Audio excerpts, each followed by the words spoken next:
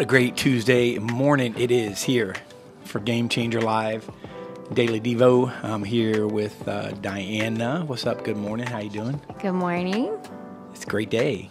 Terrific Tuesday. It is. Psalms 118 declares, "This is the day the Lord has made. I will rejoice and be glad in it." And so that applies to you as well. Psalms 118, and that's verse 24 and 25 goes on to say, "Save us, Lord, and send success and prosperity." And we're just glad to see you guys. What's up, Dumasani, Kevin Campbell, Carvey Parker, Lisa Harvey. Thanks, guys, for joining us. Make sure you guys share the podcast today. We're going to dive into day 2 of Access. Day 2 of Access. And we ended yesterday where you and I were talking a little bit about some of the notes, and we were talking about doors and walls, and it's in the plan. And if you haven't read the plan, I encourage you to read it. It's one of our most subscribed to plans on YouVersion, and I think it's because people want to know, who to be connected to in life. And I think that, whether that's somebody looking for a relationship, a husband, a wife looking for that significant other, maybe somebody's looking on, a business relationship, or maybe, people are looking, at, how does God want me to connect in community? We go to Radiant Church, and one of the things that they really, really promote is, that relationship is found in community. Life is done in community. And so we've been in times in our life where we were just surrounded by and and just inundated with a lot of community. And then we've been in seasons of our life where we would just, hide away. And hide away sounds really good right about now. Like hide away on the beach. On the beach or somewhere. Oh, yeah. Sometimes that sounds really good. But access. And, who have you given access to? And I don't want you to think of it just negative. I know that even in the intro and then, some of the social media yesterday, and it's all great. And even maybe some of the way we started it, we used the word wary and, be leery. And again, you need to be. I think that there's too many of us that are listening now that have people maybe in our life that, hold us back. And my grandfather used to say this, and as country as he was, and is really not even thinking about access necessarily as he probably didn't think about when he said this. He just said, if you want to be an eagle, stop hanging out with buzzards or stop hanging out with turkeys, and I think that, it goes back to, who has voice in your life, who has access, who have you given access to? It's the same thing with dreams, and it's not a negative thing. Like someone can, cause you to sin, or there's that inappropriate relationship or person you have in your life. I mean, those are the surface level, obvious moments, but it's the person that you speak your vision to that doesn't, that's not a promoter of it. That's not a, that's the wrong person. They can't handle it. And I think that God places people in your life that are strategic for those reasons. And we're going to talk a little bit as well. I know some of the notes that I put together and sent over to Mike were also on divine connections, because we want to make sure that as you look at, access, it's not only who you let in, it's not only who you keep out, but it's also finding those God connections, those people in life, right, that God's connecting you with. And whether it's somebody that you get to know or whether it's somebody that you are in a transaction with, I believe wholeheartedly that God places relationships, people together in a relationship for divine moments. So we're going to talk about access.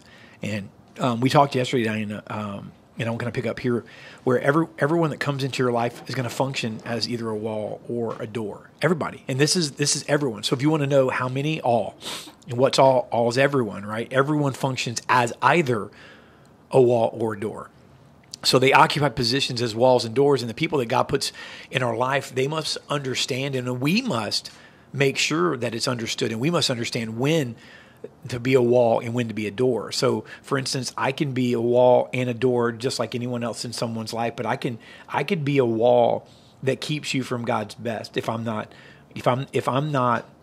in the right frame of mind to be the husband that God's called me to be. I can be a wall in your life that will keep you from all that God's called you to be. I can also be a wall of protection where God said, hey, you know what? I want you as the priest of the home. I want you to be a wall of protection. And I could also be a wall of protection with holes in it.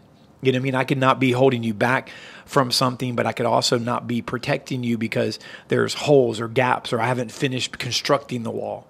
And then I could be a door in your life that God can use to open up right? And expose you to great things that God has for you, opportunities. And then I can also be a door that I lock and throw away the key and try to hold you back from walking in it. So, or I can open you up and expose you. If I'm not right, I can actually lead my family down wrong paths into doors that never were meant to be open. And I've done those things. We've all done them. So people can be those walls and doors, and a wall keeps you from things you don't want. Danger, negativity, sin. Walls act as barriers, protection, defense. There's a positive and negative. We need people around us who are willing to stand between us and act as a wall to defend us. They don't allow everything, right, to get through to us. And then a door is a place of access, right? What are you accessing? It allows things to travel to and from a given destination. Things that wish to walk into our lives will do so through a door, right? The people who are doors will allow good things to come to us or not. Right? Things that we need, things that will allow us to grow, things that will allow us to reach success. So before I even bring windows into this thing, and yes, we're not constructing a home today, but before I do that, let's just discuss that. What do you have to say about these things, good and bad? I think depending on what type of person you are, there's some people that thrive off of other people. And so, you have a tendency to be a gatherer. And years ago, I heard a message that related to relationships to the tabernacle, how there was an outer courts, inner courts, and a holy of holies. And that as in that time period, as you got into those different areas, the space got smaller, so it means less people. And then obviously in the Holy of Holies, it was just the priest, and you didn't have a bunch of people in there. So I think if you relate that to relationships and keep, again, I'll go back to proper perspective. Not everyone's going to be one of those people in your life that you share your complete heart. There's still going to be parts that you withhold, and that's proper. Everyone's not going to know your inner thoughts. Your whole, all your fears, all your, insecurities. In the context of obviously relationships and marriage, the only people that should be in that holies of holies really should be your spouse. Maybe you'll have a pastor or some sort of spiritual leader in your life, but as you go into different areas, and I think we had in seasons, especially as we were younger and were night owls and out a lot more and didn't need sleep, we probably had a lot of people that should have been in our outer courts, but we kept them in our inner courts. So it was very crowded. But those also at times when you're going through things, you find out who your true friends are, because when you're going through things, all of a sudden those people aren't there. So I think that if you could keep that in, not everyone's going to be in those intimate circles of your life. I think if you're in church, probably that inner courts is going to be probably maybe your small groups. But when you go, your outer courts are going to be when you come to church and everybody's there, and you have a common, obviously a common goal is to come and worship the Lord and seek and get the Word of God, and you have relationships. But I think the inner courts would be the small group, or the people that you're able to sit down and really dive into the Word of God and really dig deeper and challenge each other. So people are important. Yeah, they are. In the I love the inner core. I remember that message, and I've used it actually. I think on the podcast too. Said it before because it stuck with me. You and I. That's something that. I would venture to say that was the harvest time era, probably, when we heard that. In that general era, maybe even, but it was 20 years ago. Easy, at least 20 years ago, if not longer. And it's something that stuck with us and so if you didn't understand what Diana meant, using the type and shadow of the Old Testament tabernacle, you had the outer courts, the inner courts, and the holies of holies. And, it's really one of these things where few people can be in the holy of holies. You need to let very select people in. And then the inner courts even need to be, select, but there's obviously more. And then you have your outer courts where there's your associations and so forth and so on. But I think that we got to be careful. Again, going back, one of the things about access, because we have a lot of business people that watch this as well, one of the things just about access in general, be careful who you speak your vision to. There's vision killers. And what I mean, they can't handle it, They can't handle and they never were meant to handle what you're seeing and dreaming. So be careful who you share that with, because there are times when you need to share that. I can tell you that, that's now what I'm not talking about. There's, Diane and I are different, as a visionary and somebody who's a visionary, but also walks in more details.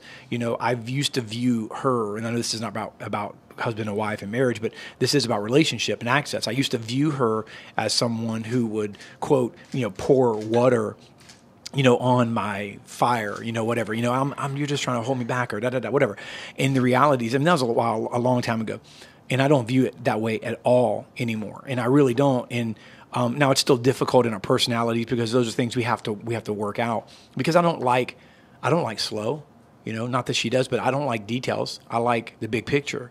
And you're visionary, you can relate to this. So I can tell you that you had to be careful. So sharing it with her was necessary, because where she would poke holes in it and she would find, things that didn't connect. And that's part of the puzzle as far as a divine connection. But there are other people that you share it with, in the time of infancy or the time of growth, and they will, they'll say, well, that can never happen. Well, that's just, and then, you be careful of those people, I think, because, the enemy can use voices that you feel like are close to you to stifle as well. And so you got to be very careful, because not every voice that speaks into your life was brought to your life by God to speak into your life.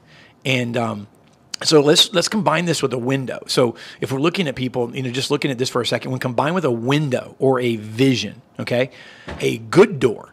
Now let's see that if there's a good door, then there's a what? There's a bad door. So a good door and a good wall. If there's a good wall, there's a what? A bad wall. So looking at good doors and good walls. So good people, the right people. If you're looking at combined it with a window or a vision, right? Because a window allows you to see out. A good door and a good wall, good people, the right people, will act as a filtering funnel. That's where I was. See, don't mistake a filtering funnel for somebody who puts your fire out, right? They siphon out the impurities. They siphon out the negativity. And they only push the positive or what's left over. They view it and they clean it up a little bit. And I'm going to tell you something. It will be like submitting. I write for Forbes, for YouVersion, things like that, and I have a content writer. But even and he sits down, he interviews me, we talk, he listens to the podcast is out there, and right now, and that's how we do these things. And then I approve them. I'm going to tell you, even though he's a writer, there are typos. So we have people that view them. And if I wrote them, there'd be tons of typos. Talking to you, Dumasani. Yeah. Yes, Dumasani from South Africa filters our Bible plans. But reality, what I'm trying to say is that would be like submitting. So to not submit to a good wall and a good door, your vision, so that the filter could siphon out the impurities and the negativity, and then push what God intends and look at it as only the best, would be like submitting an article without proofreading it. The content's there, but they're not even gonna be able to view the content for what it's really meant for, because I would be paying attention to all the misspellings. Dumasani gave praise hands. I think let's go back to the scripture, because we didn't read the scripture that day 2 is founded on, which is Proverbs 29, verse 18, where there is no revelation, people cast off restraint, but blessed is the one who heeds wisdom's instruction. And sometimes the people in your life are that wisdom instruction. If someone has a successful, cooking business, I'm going to probably want to take tips on cooking from them. But I'm certainly, but if their yard, when I'm walking up to the door to get the tips and their yard is a mess, I'm probably not going to get yard tips from them. So I think be careful who you get information from, or you're getting direction, or you're getting advice, or when you're sharing your dream, don't share your dream with someone that isn't going to help you, give you foundational things to help you achieve that. If you want to surround, kind of like it goes back to what David was talking about. If you want to fly with the eagles, don't hang with the buzzards. Mm-hmm. Make sure that you are, surrounding yourself with people that are like-minded, but then also at the same time that, can help you by imparting information. I don't mean help you by, like, hey, here's a handout, here's money, or whatever. I mean, people that you see that they've, went from one place to another, and it took abilities, or it took principles, or it took things to get there. So hang around someone that you know already has a form of success in those areas. I think some of the most amazing things for me are people that have left here with from our business, and you hated to see them go, but yet they've launched into other ventures of their own or their own businesses, and they're successful. And I think probably some of the principles here. One of my prayers daily, as far as an employer and employee, is sometimes you have to part ways with people, and it's painful, even if it's justified, or people make a decision to move on to different things. That's always hard. But one of the things that is one of my prayers is that no matter how someone leaves my life here in a business context, that there's things that they learned or principles that they picked up that they can apply somewhere else, and hopefully they're better for being here than not. So hopefully they learned some kind of key thing. Hopefully they learned about Jesus, but if not, we're not doing our job. But I mean, even some the importance of everything that we do it unto the Lord, giving our best. So, that's actually something I pray daily is, whoever enters in my life, that they're better for coming across my path. And they absolutely, and that's the way we should view this, and that's what we really want to hammer home with this plan. We're going to move into divine connections as well, but I want to just wrap this one little section up by saying, with the problem is, and this is where we get into this deal with the doors and the walls in the wrong place, the wrong people, when combined with vision, which, by the way, leads to frustration. If you're frustrated in your vision, look around and see who your connections are. If you're frustrated in your vision, look around and see the circle that you're walking in. If you're the only one in the circle with a vision, your circle's too small. If you're the smartest one in your circle, your circle's too small. And the reality is you can be in that circle as a leader, but you need to stretch yourselves. And so the problem we face is when we have the wrong people in our life, the doors and walls get mixed up. So you end up with someone who keeps you from all the good stuff that you need, and they act as a wall when they should be acting as a door, right? They act as a wall when they should be acting as a door. The door, on the other hand, gets opened wide to the vast array of negativity, and all the things that aren't good for us suddenly are flooding into the household of our mind. So the reality is, when someone should be a wall, they become a door. So you just get them mixed up, right? They get their identities mixed up, and the problem is they're not really assigned to you, and you're not assigned to them. So all of this is a result of our decision to give access to the wrong people. So as believers, we must learn to love everyone, but still must understand that not everyone is good for us to involve ourselves with at certain levels, okay? I'm talking inner courts, outer courts, holy to holy. So what are some doors in your lives that have helped you? And those are the things I think you need to ask yourself today. What are some doors and some walls that have helped you? And then now let's look at divine connections. We all want them, right? Many of us pray for them. And here's the thing, divine connections are those God-breathed relationships, right? They come out of nowhere sometimes, and they have the potential to radically impact your life. And I think they're vital for destiny. And we've had many of these in our walk with the Lord, and we've known that many of these were from the Lord, Diana. And let's be sure these relationships can absolutely be life-changing, even if they are only seasonal, right? Even if they're only seasonal. The reality is we need each other. And God has not called us to walk alone. And here's the thing. He will. He does it through his word. We read it. He partners people up. He puts people together. He connects people. And here's the deal. He'll bring divine connections into our lives at strategic times. And that's the key. Look for the divine connection that's attached to a strategy, right? It's about a strategic time in a lot of cases. And so I'm grateful for the many divine connections God has brought into my life. And I really feel like that those seasons aren't over. And I think that, over the last couple of years, maybe we've been in a lull in some ways, because the enemy, if there's one thing the enemy's attempted to do in the last couple of years, is he's attempted to disconnect people. And then disconnect is the opposite of connect. And I don't just mean socially, right? He's not disconnected people socially. There's been too much social connection. I'm talking about disconnecting people. And so here's the reality. The reality is, if you're so disconnected, then you can't find that divine connection that God has intended for you and God has for your life. And I believe this with everything in me. God's got divine connections. And I've been blessed. We've been blessed right over the years, and doors that opened and wisdom that was imparted. Divine connections are scriptural. They're necessary for us to fulfill the God-given destiny in our life. And part of your destiny is in someone else.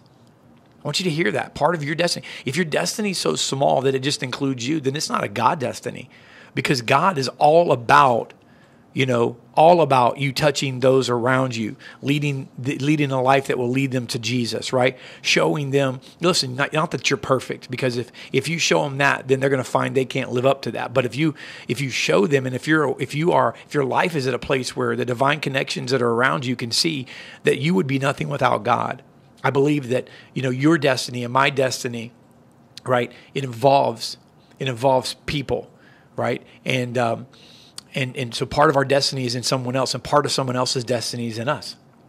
That's big. Amen? It's good. It's hard.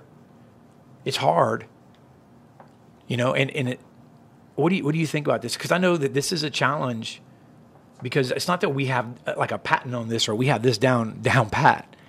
It's just that, we've been walking with the Lord for a little while, and I just think the enemy has tried to do, and he has done a great job in disconnecting the church, disconnecting people. What do you think? This probably speaks to me a lot, because I'm very particular about who I let in my life, not because of anything, but I'm very hesitant of allowing people in my life. And whether that's a good thing in some levels, but it's a bad thing in other areas, because I think I've probably missed the ability to have someone impart on me, because I'm like skeptical, like, whoa, wait, no. So I think that, we have to be open to good relationships, and we have to be closed-minded to the ones that are going to be toxic to us. I think of relationships. I'm thinking of Jonathan and David. Jonathan was really, from an heir standpoint, he was the next king. He should have been next in line for king, and yet God anointed David. And even in that, Jonathan, he served David and helped David, even at the expense of maybe not what was rightfully him. And how many people have come into your life that, maybe by seniority, I'm thinking about business or work, that maybe by seniority, they were the ones that by right or by time in, maybe should have been the one that got the promotion, but yet they seen something in you, and you were catapulted above them. That was one of the things that we talked about from yesterday. One of the things that the word picture that I got was like a catapult. There's walls and doors, but sometimes there's people in your life that are meant to push you over. Maybe not like this. You know what I mean? You got too many of these people right here. Not like that pushover. You're not talking about that, right? No, I'm not. I'm talking about like this, propelling you forward. Right, like that. I'd like to see you go ahead and thrust me with it. I'm going to anchor down. But no comment. Please, no thrusting on the Game Changer podcast. But there's people, but who knows that if you don't have the right person underneath you, spotting you to catapult you, you ain't going very far. You're probably going to smash them. So I think it's also having the right people in your life. But, I think that's interesting, because I was talking with someone actually on Friday, and it's someone that is a friend of mine, and their daughter's in the finance world. And she's went to a couple different banks, and she's really excelled a lot. The daughter and the mom and I were just talking in general, and she's like, I almost called you because I just wanted to pray. And she's 24 years old, but she has moved up in this particular bank. And when I say financing, more like investment and things of that nature. And she said at 24.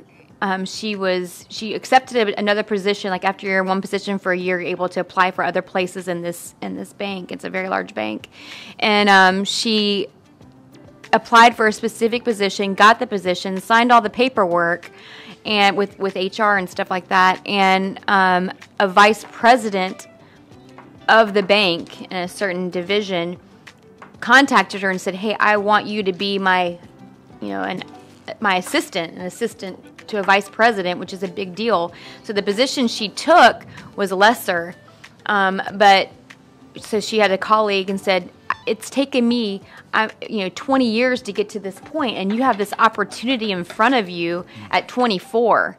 And so he was encouraging her where, from that standpoint, he could be like, oh, no, you got to take your time, your season. And I do think there's probably a period of time that there's something that she would grow in the time in between. But long story short, a vice president, should be able to make the decision of who is, their assistant.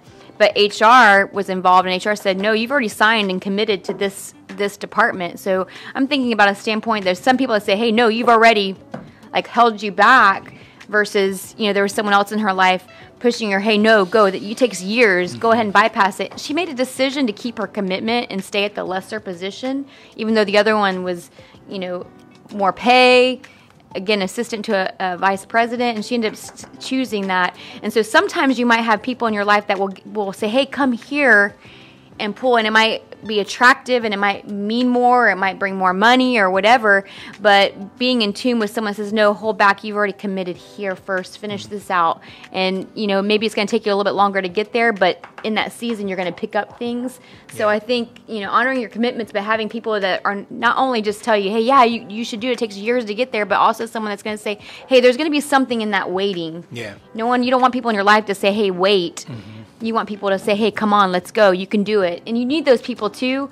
Our trainer was on vacation, and we went to the gym on our own, and I never really realized how much just someone standing over you going, you can do one more, because I wanted to quit. And probably the weight I was using was less than I would normally use, but I was like, oh my God, I can't do this. How much someone over you saying, you can do it, you can do it, you can do it, come on, 2 more, 5 more, 3 more, whatever.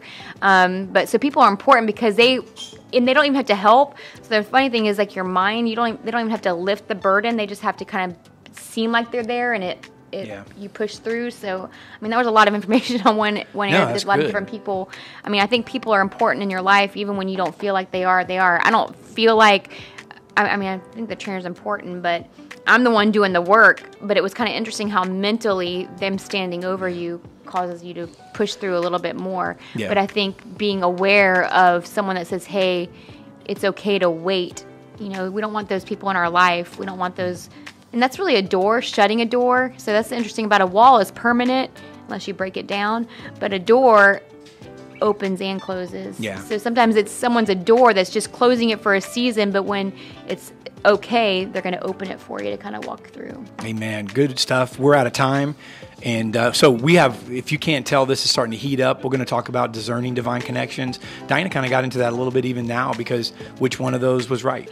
The one who said, hey, this is an opportunity, because that can be a divine connection as well. Was the person speaking in your life saying, hey, just wait a season? Was that a divine connection, or was that someone trying to hold back? Was that stinking thinking? Was that small thinking just because that person wasn't there? Who knows? God can promote you when man can't, and God can also say, hey, commit to this season. So discerning divine connections is a really big thing. Who to listen to, even if they're good people on both sides. So we're going to dive into that fully tomorrow as well. Good stuff, good word, good thought. Don't miss tomorrow. Mike? Thank you all for tuning in. I showed up late, but I'm here. Song of the day today is Authority from Elevation Worship. If you guys haven't ever heard it, please go check it out. It's a great song. If you guys haven't already opted in, we have a daily encouragement text that goes out every single morning at 8:27 a.m. EST. If you guys would like to tune in or opt in for that, you can text EZGC, all in caps, all together, to 813-522-3356. You can get a quick text every single morning, even if you can't make it to the podcast or you have to catch us later. It's just something to pick up your day and get you going. To all of our live viewers, everybody on Facebook, all the comments that we get, we appreciate all of you guys being with us every single morning. If you guys happen to miss out on an episode, if you can't watch us live in the morning, you can always find us on every audio podcasting platform. That is a tongue twister sometimes. Apple Podcasts, Spotify, Google Podcasts, Stitcher, there's a ton of them. If you can think of it, we're on it. But subscribe to us on those platforms. That way you can always have us on the go. If you guys are listening on any of our audio platforms and you ever want to join us live every single morning at 8:30 a.m. EST, you can find us on Facebook and YouTube live. Search David Villa's Game Changer. You should be able to find us without a problem. I say it every day, faithgear.co. If you haven't checked out our newest drop, please go make sure you check it out and grab the supplies while you can. It's very limited, and once we run out, it'll be at least a 3-week lead time for us to get new stuff in if you want it. The feature Bible plan this week is Access on the YouVersion app. I believe it was posted in the comments. I'll make sure it's in the show description when it goes to the audio platforms, but you guys can check that out, follow along with us, read along with us. We're following kind of those notes, and Dave's adding in some new notes to it. So we're kind of revisiting that Bible plan and adding on to it, but that's the feature Bible plan of the week, Access on YouVersion. But thank you all for listening. We hope you guys have a wonderful day. We'll see you guys bright and early tomorrow morning. And on that note, we out.